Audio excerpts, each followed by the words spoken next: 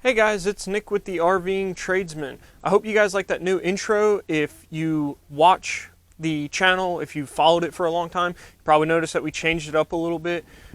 We took a couple of weeks off. That wasn't really planned.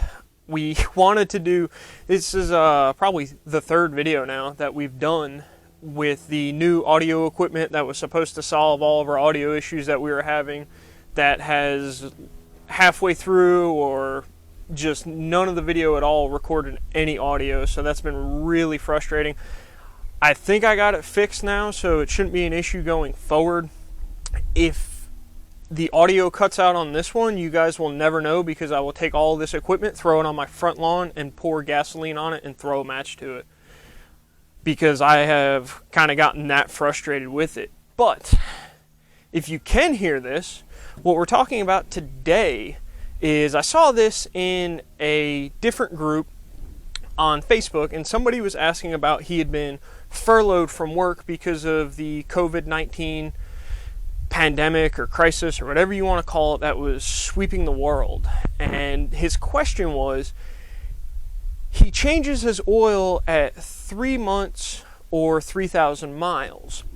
And he was saying that because he's been furloughed, he hasn't really been driving his truck that much. And he was wondering, should he change his oil in the time frame rather than the mileage frame? And he was sort of asking, like, why do you change it after 3 months or 5 months or 6 months or whatever your prescribed interval is? And we're just going to do the 3 months, 3,000 miles, because it's a little easy and it's kind of catchy to, in your mind, it's sort of catchy and it sticks. So that's sort of what I always think of too, even though I run AMSOIL on my truck and I'm on a different schedule. So it got me thinking that could be a really good topic, especially, hopefully nobody that watches this is furloughed or laid off or anything like that, but it is a very real possibility that some of you out there are furloughed right now, or some of you are not putting many miles on your vehicle just because there's no place to go. I know in North Carolina all the restaurants are closed. I think they just recently opened up state parks last Friday. If you're listening to this on the day that I make it, which you obviously aren't, because I still have to go edit it. But needless to say, I come home and I go in the house and there's really nothing to do. So I figured it was a good question. And there may have been people that have covered this already, and we never claim to be good at this YouTube thing, so take that for what it's worth. But I went to AMSOIL's website because I knew the broad strokes of why you change it, but I really wanted to get into it and find out what the, real kind of nitty-gritty, down and dirty science of it was. So if you look, every bottle of oil has on it, and this is on the bottle of AMSOIL that I pulled out of the house there, and I know you guys can't see it, so why don't we see if we can put a picture up, and we'll go ahead and circle right there. It says up to 25,000 mile protection or 1 year. So what happens after 1 year? Does the car explode if we don't change the oil on it? Probably not. But there is a reason why we change oil on these prescribed schedules. There's about 6 things that cause oil to deteriorate, and that's why you're changing the oil, is because the oil has deteriorated. One of the first things, and I want to go ahead and throw this out. I don't normally name my sources too much, but I did read an article on AMSOIL's website, so I will give them some credit for that. It was a very good, very in-depth article, and I'll actually put a link to it in the description of this video if you guys want to read that. But the reason I don't normally name my sources is because I pull information from a lot of different sources most of the time, and I wouldn't be up here naming 25 different websites. So, but this one had a really good, really in-depth article, so we want to give them credit for that. So, like I said, 6 causes of degradation of oil, or deterioration, however you want to look at it. The first one is oxidation. The oil over time will start to oxidize. And what oxidation is when oxygen in the air reacts chemically with something. Think about rust on metal, or they used in the article the example of the brown that you see when you bite into an apple. That's oxidation as well. And quick fun fact, if you don't want that, you can coat it with a little bit of vitamin C and it won't do that anymore. That wasn't in the article. That was something I read 100 years ago. But The oxidation will cause sludge, okay, and sludge will cause the engine to fail eventually. Sludge is one of those things that we absolutely do not want it in our oil. The next thing that will cause it is heat. The engines of today run a lot warmer than they did 100 years ago. You know, back when you had cars that had leaded gasoline, the lead in the gas actually kept the engine cooler.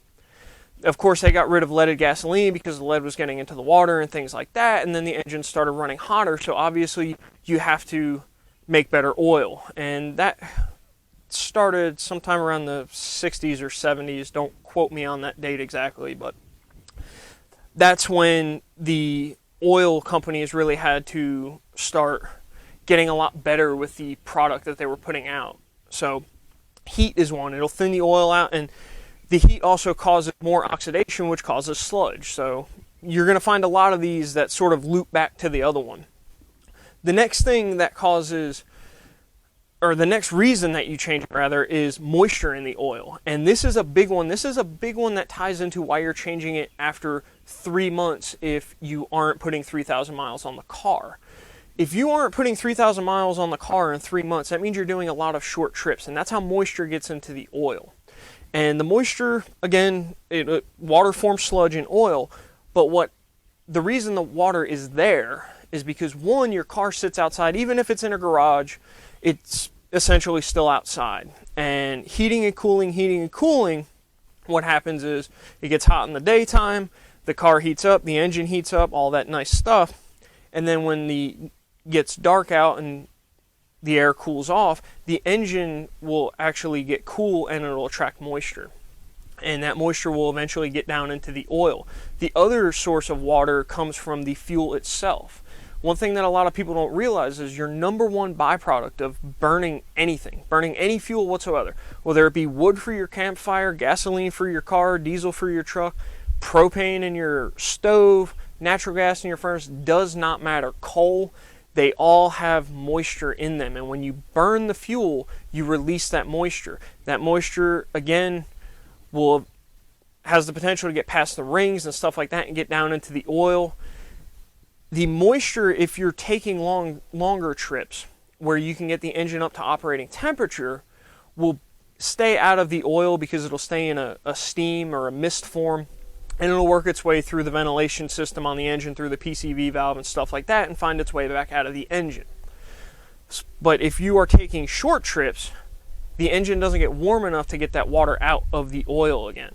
So that's a major one for the 3-month category versus the 3,000 miles.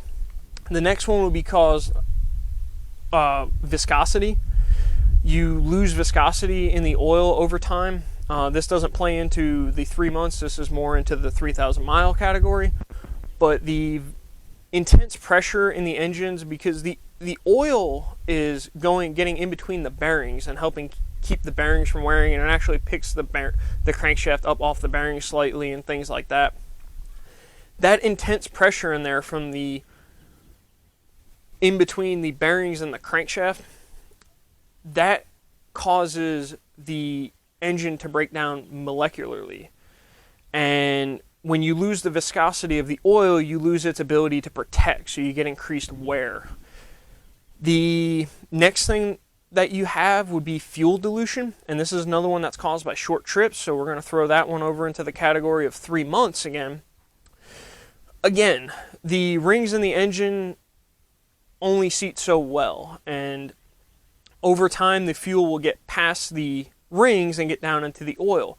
When it gets down into the oil, it causes the oil to sludge up, and it causes it to varnish, which is where anybody who's ever taken an engine down a little bit, taken the valve cover off an engine, say, you see that kind of brown stuff that you can't get off with carburetor cleaner or anything like that. It's almost shiny. That's the varnish in it, and you really don't want that because that gets into different areas, clogs things up. It's just all around bad news.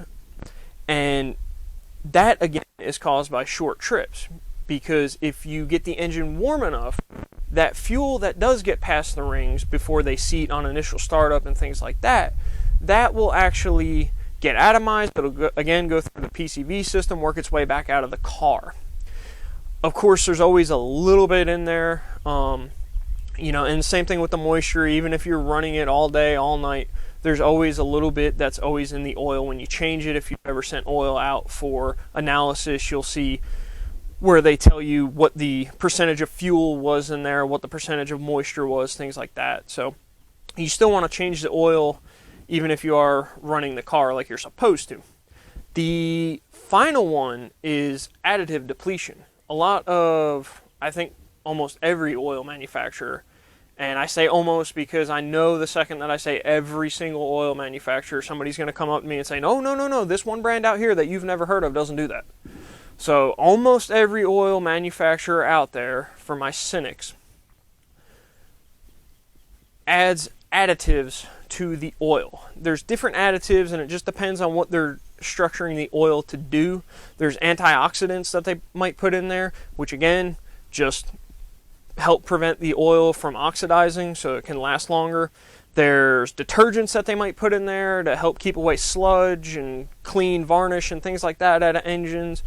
There's anti-wear components to sort of be like a sacrificial lamb, if you will, and wear down and prevent a bearing from wearing out rather than have the anti-wear agent wear out rather than the bearing wear out. So it just depending on what they put in there, what they're trying to do, what they're formulating the engine for, these additives over time, they get depleted. They no longer do their thing, their job, whatever it might be. So you need to just get the oil out and change it and swap it over.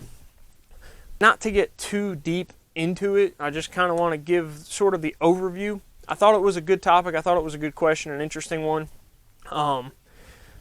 That's basically it, guys. If you've ever wondered while you look at that oil change sticker and it says 3 months or 3,000 miles, that's why. The oil does in fact have a shelf life. And of course too, when you're changing the oil, you are doing it to get dirt and any metal particles and things like that from engine wear out of the engine that the filter doesn't catch. You want to change the filter too so that it can catch more stuff and things like that. But like I said, these are kind of the main broad strokes 6 reasons why. The article that I read on AMSOIL, that will be in the description of this video. So if you do want to learn more, they go into it in a little more in depth there. I'm sure at the bottom of the article it says if you buy AMSOIL, you won't have any 6 of these problems. I didn't read into that. I like AMSOIL for what it is. I think it does good in my truck. I think it does. I put the transmission fluid in. You guys, I'll throw a link to that in there if you want to see that, see my thoughts on that. I think it does pretty good. It's, I don't even know. I can't even remember when I put it in there at this point to tell you how many miles it's been, but it's been a few miles and it's still holding up really well. So I like that. Other than that, guys, I think that's all that I got. I do want to throw a quick shout out to the admins and the moderators in the Facebook group. For those that don't know, we have a Facebook group. You just type in the RVing Tradesman into the little search bar, and it should pop right up on Facebook. But I want to give a quick shout out to those guys. We got Eric Atten in there. He does a good job. He's always been very quick with making sure people get approved, and anybody has any problems or anything like that, questions. You shouldn't be able to hear that dirt bike that just drove by because I spent a lot of money on audio equipment. Amanda Morgan is in there. She is actually the one that started the monthly giveaway for the top contributor post. So if you win or want to win that, you need to thank her. Jay Bartrug is in there. He does a good job. And I believe that's everybody other than me and Monica. And we don't really need thanks because it's our group. We have stake in it. But those 3 people that I named do not have stake in it, and they do a bang up job of making sure everything gets taken care of. So as always, guys, stay safe out there, and we'll see you on the next video.